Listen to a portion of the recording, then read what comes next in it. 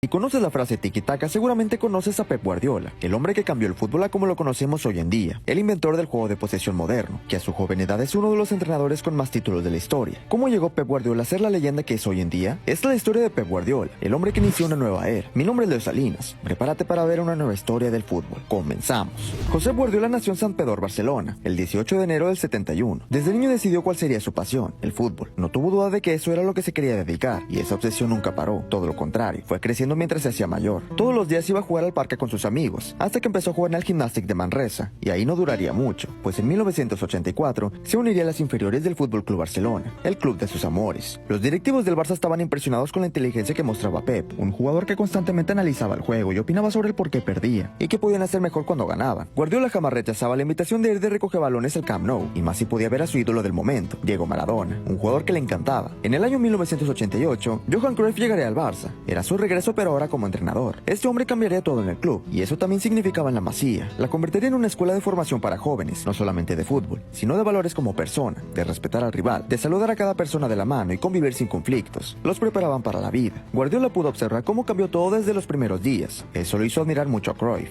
En 1990, Guardiola llevaba muchos años en las inferiores siendo un jugador que resaltaba por encima del resto. Jugaba como defensor central, pero tenía un toque de balón distinto, algo que no se veía en un central en aquellos tiempos. Cruyff lo llevó al primer equipo. Al parecer conectaron desde el primer momento, y Guardiola aprendía cada una de las lecciones que Cruyff le daba. Johan lo convirtió en un pivote defensivo. Ese talento de distribución no lo podía desaprovechar en la saga defensiva. Johan sabía que Guardiola tenía un don, el don de jugar simple. Jugar al fútbol es muy simple, pero jugar un fútbol simple es lo más difícil que hay. Johan destacaba la importancia de jugar con simpleza. No hay nada que requiera más técnica que recibir el balón, y en un primer toque puedas darle el balón a tu compañero con la velocidad perfecta, a su pie de preferencia. Guardiola se convirtió en el director de orquesta del Barça, y no de cualquier Barça, uno de los mejores de la historia, al que se le conoce como el Dream Team, un equipo inolvidable, con jugadores de la talla de Stoico, Vaquero, Albert Ferrer, Ronald Koeman, Zubizarreta y Laudrup. Lo que destacaba de este equipo es que tenían una idea clara y definida, y jamás renunciaban a ella. O ganaban con el balón o perdían con el balón. Tenían que morir con su idea si es que tenían que morir, pero tener una idea tan clara fue lo que los llevó al más grande éxito. Guardiola destacó por su excepcional visión de juego, así como la precisión en sus pases. Estas cualidades, unidas con su gran carisma y personalidad, le sirvieron para ser un líder del vestuario, y también en el terreno de juego, una proyección de lo que quería Cruyff. Y el Barça tuvo un dominio completo en España, y en 1992 ganarían la primera Copa de Europa en toda la historia del Fútbol Club Barcelona, un recuerdo que jamás irá de la memoria de Pep. Fueron muchos años para Guardiola, entre ellos la medalla de oro de España en Barcelona 1992, y aparte 6 ligas españolas. En 1996 se convertiría en capitán del Barça, una leyenda auténtica del barcelonismo que hasta pudo compartir momentos en el campo con Puyol y Xavi, dos jugadores que después los entrenaría. Guardiola se hizo muy amigo de José Mourinho, vendría como segundo entrenador de Bobby Robson, compartieron muchos momentos y conocimientos. El hecho de que se hayan convertido en rivales es digno de una película de Hollywood. En 2001 Guardiola se fue del Barcelona, se despidió una leyenda del club. En su despedida, el presidente del Barça en aquel entonces, Joan Gaspart, le comentó que no sabía que se retiraría en esas fechas, y no pudo asistir a su homenaje por unas vacaciones que tenía en Suiza. Ahí uno podía darse cuenta del poco compromiso que tenía el presidente del Barça con el equipo. Con ese presidente vendría una época terrible para el Barça, pero Guardiola había terminado. Era momento de marcharse, en el momento justo, como un capitán lo debe de hacer, no como otros. Después del Barça no quedó mucho para Guardiola. Él buscó jugar en la Liga de Inglaterra, pues era una liga que le llamaba mucho la atención, pero finalmente se iría al Brescia de Italia. Las lesiones empezaron a machacarlo, y se perdería una gran cantidad de partidos. Tuvo un paso esporádico por la Roma, y posteriormente en el Al-Ahly de Qatar. Guardiola se retiró sorpresivamente en México, en el Club Dorados de Sinaloa, club que años más tarde sería entrenado por su ídolo Diego Maradona. En este club se retiraría, pero que le tomó un cariño especial a México, pues haría su formación como entrenador en ese país, y aparte se inspiraría mucho en el estilo de la selección mexicana de la Volpe, un entrenador argentino que propuso un juego dinámico de posición en México, que logró jugarle de tú por tú a grandes selecciones de América. Guardiola debutaría como entrenador en el Barça B, en el año 2007. Ni siquiera quiso descansar después de una larga carrera futbolística. Su pasión era el fútbol, y quería entrenar desde el primer momento. En su primera temporada lograría ascender al Barça B a la segunda división de España, quedando como primer lugar de la liga. En esa escuadra entrenaría a Sergio Busquets, a Pedro Rodríguez y a Thiago Alcántara. En la siguiente temporada el Barça se quedaría sin entrenador, después de la salida de Rijkaard, un entrenador que le dio la segunda Copa de Europa al Barça, y que tuvo grandes momentos con el Barça de Ronaldinho, pero ahora parecía que el futuro era incierto. Dentro del club sonaba el nombre de José Mourinho, un entrenador que había cosechado éxitos increíbles, como ser campeón de Champions al Porto. Más aparte de haber pasado por el club, Mourinho estaba dispuesto a aceptar el cargo de director técnico del Barça, pero Johan Cruyff propuso otro nombre. Pep Guardiola, el entrenador del filial, su director de orquesta, el jugador que le entendió hasta la última palabra. Laporta tenía una confianza ciega en Cruyff, así que aceptaría. Guardiola sería el nuevo entrenador del Fútbol Club Barcelona. Desde aquí Mourinho tendría un gran resentimiento con el club. En esta etapa no hay mucho por decir, más lo que ya se ha dicho. La primera gran decisión de Guardiola fue dejar salir a Ronaldinho y Deco, dos grandes estrellas del Barça, pero que ya estaban haciendo daño por la poca disciplina que tenían. Subió al primer equipo Busquets y Pedro Rodríguez, y aquí empezaría la historia. En su primer partido perdió 1-0 contra el Numancia, y como sabemos el entorno del Barça no perdió perdona ni una, y el por qué le darían la oportunidad a un entrenador sin experiencia, habiendo rechazado a Mourinho, un técnico ganador. Pero Guardiola demostraría de lo que era capaz. Llevó el cruyffismo a un nuevo nivel. Ya no solo lo tenía de mentor, sino que encima mejoró el mismo estilo. Los frutos que había dejado Cruyff en la Masía ya habían sido cosechados. Xavi, Puyol, Iniesta, Busquets, Piqué, Valdés y por supuesto el que no era humano. El estilo era claro, tener el balón, una y otra vez tener el balón. Toma el balón y pasa el balón. Este hombre cambió el fútbol como lo conocíamos. Creó un estilo en donde el primer defensor era el delantero centro y el primer atacante era el portero. Valdés creyó que Guardiola estaba loco cuando le mostró una pizarra con los dos defensores justo al lado del portero. Le dijo con una mirada convencida que su trabajo era darle el balón a los defensores y que él se encargaría de que los centrales quisieran el balón. El sistema era un 4-3-3 con dos laterales profundos que pasaran a los extremos. Xavi dirigía al centro del campo acompañado de Iniesta, su mejor socio, y la pieza clave que lograba desatascar hasta el partido más cerrado. Cuando Guardiola vio a Messi en sus primeros entrenamientos, sabía que con él ganarían todo. La diferencia que había con Cruyff era que no había un caos de posiciones. Cada uno respetaba su posición y tenían una función específica. Había una solidaridad defensiva como pocas se han visto. Perdían el balón y todos iban a muerte a recuperarlo. El balón era un tesoro para ellos. Guardiola tuvo una gran rivalidad con José Mourinho. Era totalmente todo lo contrario que hacía Pep Guardiola. Creó una rivalidad muy dura, en donde verdaderamente parecía que se odiaban, quitando el parecían. En verdad se odiaban. Y para parar al Barça decidieron hacerlo con golpes. Nunca hemos visto una rivalidad más dura que esa. Para muchos el Barça del 2011 fue el mejor Barça que ha existido, a pesar de haber perdido la Copa del Rey, pues era un equipo perfecto para practicar el cruyffismo. Jugadores como Pedro y Villa no eran tan espectaculares como Henry o Eto'o, pero precisamente esto hacía que tuvieran una humildad mayor para la presión, para la disciplina, el poder del grupo.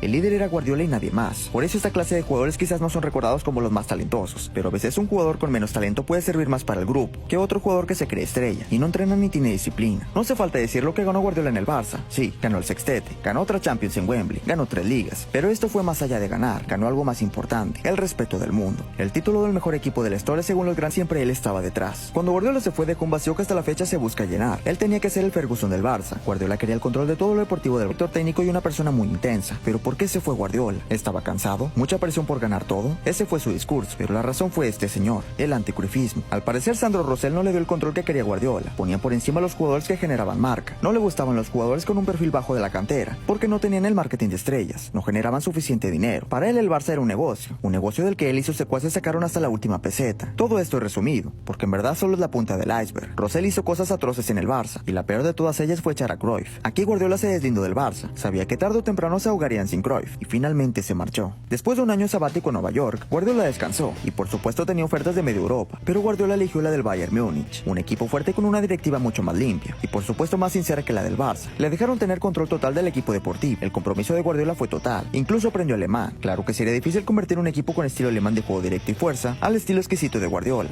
Aquí Pep aprendió muchas cosas. Sabía que no podía jugar exactamente lo mismo, ya no tenía a Xavi ni a Messi. Combinó el juego de posesión con la dureza de los alemanes. Compitió en Europa pero no le alcanzó. Perdió en 3 semifinales, una ante un Real Madrid abismal, la otra ante el Barça habiéndole quitado la posesión a Luis Enrique, pero perdiendo por el talento descomunal. Y por último ante el juego intenso y férreo del Atlético de Simeone. 3 equipos españoles. Guardiola dejaría al Bayern habiendo ganado ligas y copas, pero jamás la Champions, aunque siempre estuvo peleando hasta el final. Hubo un jugador que se transformó con el legado de Pep. Si el Bayern ya le daba facilidades a Guardiola, pues el Manchester City lo haría aún más. Este equipo con un presupuesto elevado con una falta de camino, le propuso tener todo el control a Guardiola, desde las escuelas filiales, fichajes, canteranos en el primer equipo, modelo de juego, todo. Claro que sería difícil cambiar un club sin ningún conocimiento de una identidad futbolística, y todavía más difícil con el fútbol de posición. La primera temporada fue difícil, no ganaron ni un solo título, pero este era un proceso que tardaría, y como siempre el equipo arrancó, gastando grandes cantidades de dinero, pero en jugadores específicos para el proyecto, no como otros que fichan a lo loco. Guardiola lo volvió a hacer, nuevamente marcaron una época. En Inglaterra dominó, y aún sigue dominando. Han sido 4 ligas en 6 años, convirtió una liga competitiva como la Premier en una liga donde siempre suele ganar el mismo, y llevó al equipo a competir al más alto nivel en Europa, comparándose a los más grandes clubes. Y aunque no ha ganado la Champions, el simple hecho de llevar a un club sin historia ni mentalidad ganadora a la final de la Champions ya fue un logro mayor, y para él aún no termina. Sigue siendo historia en la Premier League. Sin duda se convirtió en el Johan Cruyff del Manchester City. Josep Guardiola nos ha dado grandes momentos, nos ha entregado equipos espectaculares, y nunca ha cambiado de filosofía. La trata de mejorar día con día con nuevas estrategias. Estamos ante una leyenda viva que no muchos valoran. A pesar de tus colores debes reconocer que este hombre es una leyenda, y aún sigue siendo muy joven, pero este señor ya es un ícono del fútbol, y el día que se retire, tendremos que ponernos de pie todos los amantes del fútbol. Esta fue la historia de Pep Guardiola.